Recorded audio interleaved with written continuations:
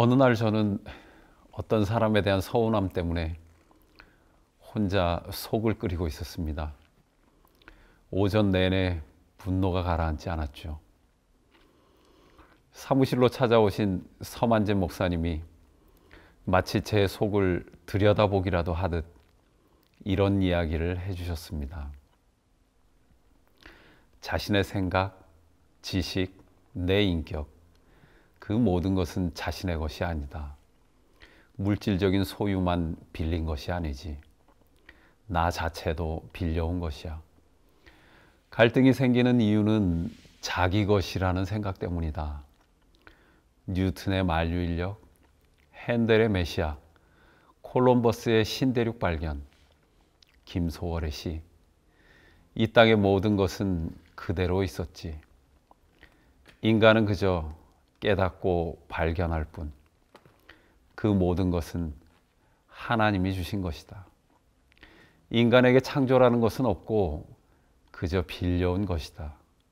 우리는 많이 빌려온 사람을 많이 가졌다고 말한다. 그저 허상을 가지고 울고 웃고 하는 것이지. 무소유란 무엇인가? 자신이 가진 것 자체가 없는데 어찌 감히 무소유를 논한단 말인가? 존재보다도 소유에 매번 집착하게 되는 저를 부끄럽게 하는 놀라운 말씀이었습니다.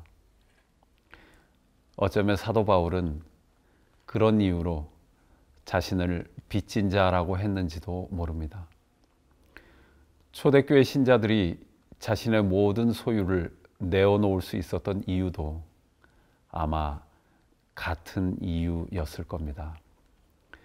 자신들이 죽기 전에 조금 일찍 반납한 것이겠죠. 그렇게 생각을 하게 되면 우리가 하는 신앙 행위를 자랑하기가 어렵죠. 대단하다고 할 이유도, 몰라준다고 서운할 이유도 없는 것입니다. 이런 진리를 일찍 깨달은 사람이 다윗이었던 것 같아요.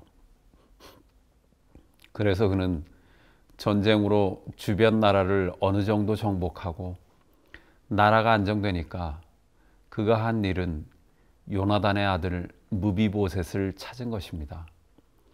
그리고 그를 왕자 중에 하나로 대우하죠. 필립 얀시의 통찰에 따르면 다윗의 질문이 흥미롭습니다. 거기에 자격을 갖춘 자가 있느냐?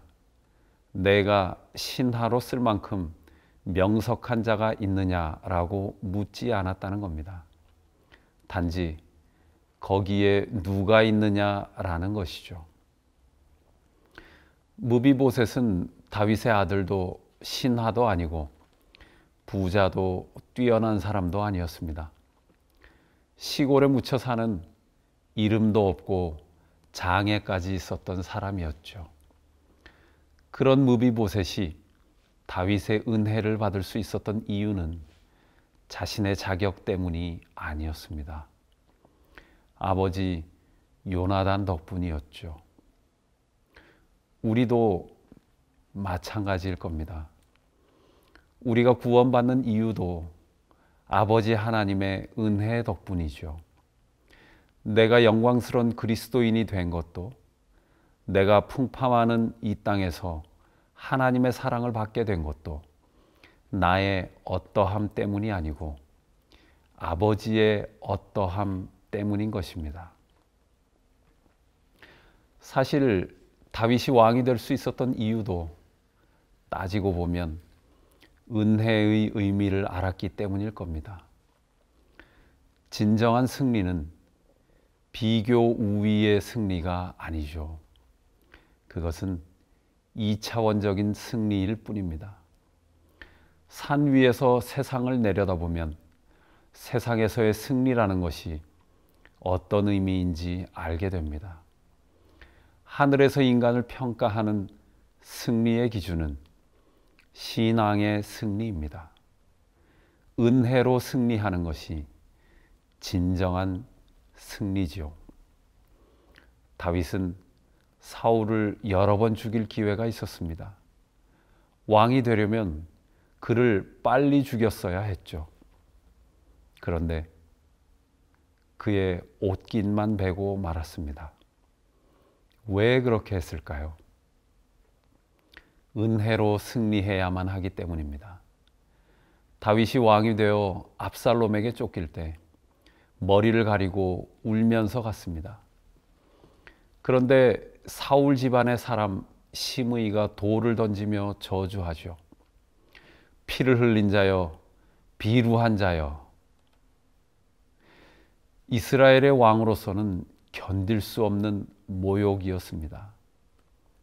다윗이 압살롬에게 승리를 거두고 다시 돌아올 때 이번엔 반대로 시므이가 제일 먼저 그에게 나와 영접을 합니다. 그리고 손이 발이 될 정도로 빌죠. 저 같으면 장군 아비새에게 당장 죽이라고 명령했을 겁니다. 그런데 다윗은 그를 너그럽게 살려줍니다. 다윗이 그렇게 속 없는 사람처럼 보일 정도로 바보 같은 행동을 한 이유는 무엇일까요? 은혜의 승리만이 진정한 승리임을 알고 있었기 때문 아니었을까요?